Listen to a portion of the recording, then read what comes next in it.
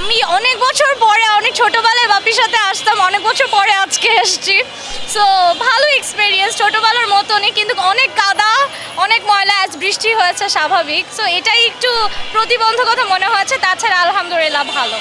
কোরবানির গরুর হাটে আসলেন, কেমন লাগছে? আলহামদুলিল্লাহ খুবই ভালো, নিরিবিলি পরিবেশ ছিল, যদিও একটু কাদা বর্ষা পানি ছিল, কোনো সমস্যা নাই। আমরা খুব মজা করে আমরা পরিবার, আমার মেয়ে, আমার মিসেসকে নিয়ে এসে ছাগল কিনতে পারছি আলহামদুলিল্লাহ। আর আপনাদের মাধ্যমে সারা দেশবাসীকে পবিত্র ঈদের শুভেচ্ছা, সবাইকে ঈদ মুবারক। কেমন লাগলো হাটে ঘুরে? আমি অনেক বছর পরে, অনেক ছোটবেলায় বাপির সাথে আসতাম, অনেক বছর পরে আজকে এসেছি। সো ভালো এক্সপিরিয়েন্স, ছোটবেলার মতনই, কিন্তু অনেক কাদা, অনেক ময়লা, আজ বৃষ্টি হয়েছে স্বাভাবিক। সো এটাই একটু প্রতিবন্ধকতা মনে হয়েছে, তাছাড়া আলহামদুলিল্লাহ ভালো। তো দেখছি তো লাল রঙের একটা সুন্দর ছাগল কিনেছেন, তো পছন্দ কার? এই ছাগলটা কে পছন্দ করেছে? পছন্দ আমার হয়েছে, তারপরে বাপি মাম ঠিক করেছে সবকিছু। দামাদামি মাম বাপি দুজনই করেছে, আমি জাস্ট পছন্দ করেছি। কেমন লাগছে এই কোরবানির ঈদে যে পশু হাটে আসলেন?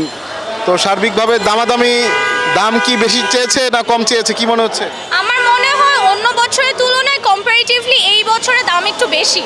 I don't know the reason, but দাম একটু বেশি, একটু না ভালোই বেশি। আগে এই রকম ছাগল আমরা কিনতাম, প্রতি বছরই কেনা হয়। সো এই রকমের ছাগল 18-র নিচে কিনতাম, এখন সেটা 24-25 এরকম চাচ্ছে। So it's very expensive now, I don't know কেন। কতটা নিরাপদ ছিল? যে অনেক গরু তো ছিল, মানুষের ভিড়ও দেখছি হাটে এখনো রয়েছে, তো সব কিছু মিলিয়ে পরিবেশ কীরকম মনে হয়েছে হাটের? ভালো, নিরাপত্তা আছে, যদিও আমি গরুর হাতে ঢুকিনি, আমি বলতে পারবো না।